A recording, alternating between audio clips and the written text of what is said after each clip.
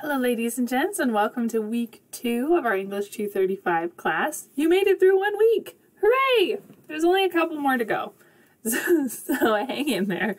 Last week it was great to get to know you guys through some of your discussion boards, get to see some of your interests, some of your history with writing, and kind of see what your hopes are for this class. And then you worked on your diagnostic exercise, which I am currently grading through. And then you wrote your letter of introduction, which I will have graded by the end of the week. So lots of great work already done, off to a really strong start as we round into week 2. So week 2, at the beginning of every week, I'm going to get on and do a video like this, where I'll talk you through what's coming up, what we're working on, show you where everything is located, so you can feel really solid in setting yourself up for success for the week, how you need to plan your time, how you need to prioritize work, all of that good stuff. So this week you're going to be reading Summarizing in our Markle text, as well as chapter 20, which is all about writing definitions.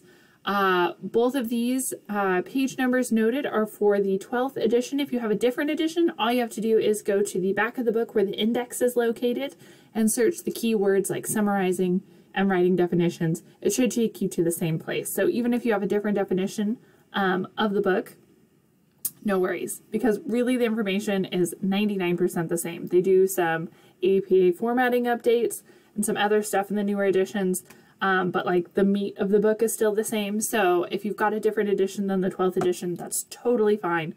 You'll just have different page numbers is all. And if you're not able to find a section, just send me an email and I'll do my very best to help you find it. So this week we're going to be laying the groundwork for one of our first major assignments. Summarizing is a base level of information where they're going to be building on with the writing definitions chapter, and then the writing definitions assignment, which will be due Sunday at midnight. And then you've got a diagnostic revision exercise. So if you're not familiar with the Canvas calendar and all its features, if you click on an assignment here, it will give you a nice summary. If you click on the hyperlinked title, it will take you to the assignment itself, which is very, very handy.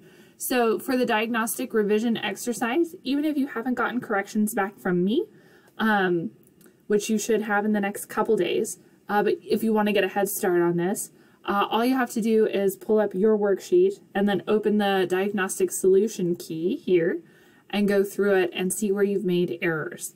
The ones that I've looked through so far have more than 3 errors. So for this revision assignment, all you have to do is find 3 errors. They can be any 3. And then you're going to fix those errors. So you're going to tell me where the error was, you're going to correct it, and then you're going to write a mirror sentence, a similar sentence that has a similar grammatical feature that shows that you understand how to use this concept in the future. So I've got a template for you here. I would highly recommend using that for this assignment. Just follow the format here. So error 1, tell me what the error was, show me your corrected sentence, create your mirror sentence, and then explain to me what was wrong and how it was fixed. And you'll do that for each of the 3 errors that you select.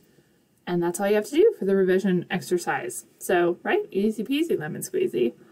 And then we'll go back into our calendar and take a look at the assignment due Sunday night, which is the definitions assignment. So if you click on definitions, go ahead and click on the title there.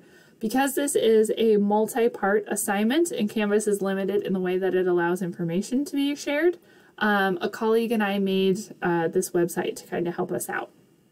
So there are 2 parts to this assignment. The first part is sentence definitions. A sentence definition follows a very specific format. You'll see that here with the term being defined, the category or class to which it belongs, and the features and characteristics that differentiate it from all the others in the class. Each of these term definitions will need those 3 things in order to be considered successful. You're going to want to try and use your own head on this if you can, instead of like the internet or dictionaries. So you'd look at tumbleweed. Tumbleweed is the term, so then I'm going to go ahead and categorize or classify it. So I'd say a tumbleweed is a bushy plant native to arid and desert regions. That's a class or category. And then features and characteristics, I would say the tumbleweed spreads its seeds by separating from the base of the plant, and the bushy part blows around in the wind, spreading its seeds over a much larger area. thereby giving the species a greater chance at survival, or something like that, because that's a characteristic that differentiates it from all other bushes that grow in this region. So you're going to do that for each of these terms in part 1. And I've got more examples for you here throughout this page. And then part 2 of this assignment is a paragraph definition. So you're basically taking a sentence definition and expanding it. So you'll pick one of the terms from part 1, and then you're going to write a whole paragraph. And that paragraph should do 6 things. And I've got those laid out for you here. And I have some sample paragraphs for you just so that you can see exactly how this might come together. And we're shooting for about 250 to 300 words here on this assignment for the paragraph portion. So make sure you look through all the pages on here. Make sure you understand the assignment before tackling that.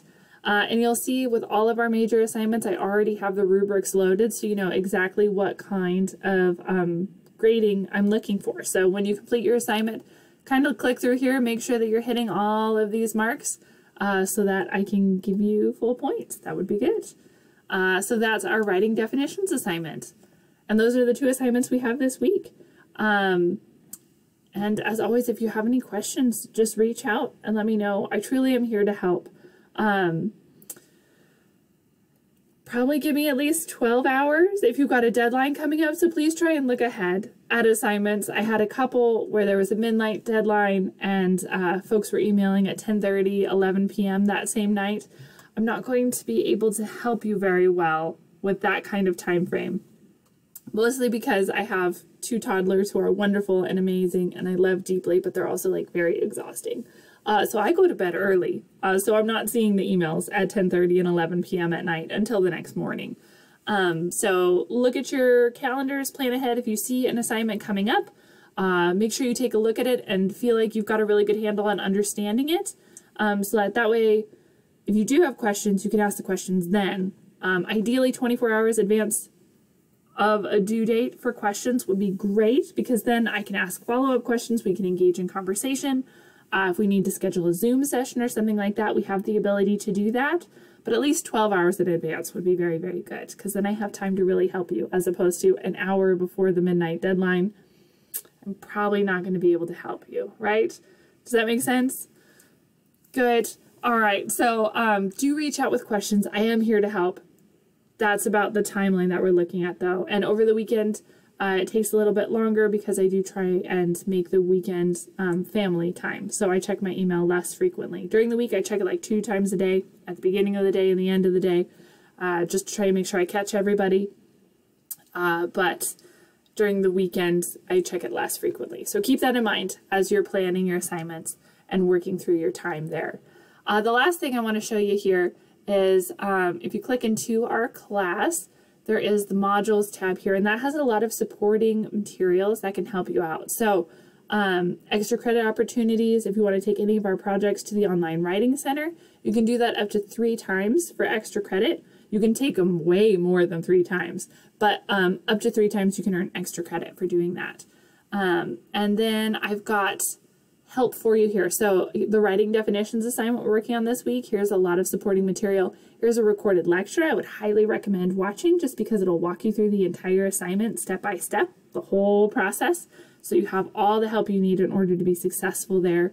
I also have some samples. I've got some help with APA formatted citations, and then just a little blurb about like why definitions are important in the professional world, and what kind of purpose they might serve. So lots of really helpful stuff here. You'll find folders like this for all of our major assignments.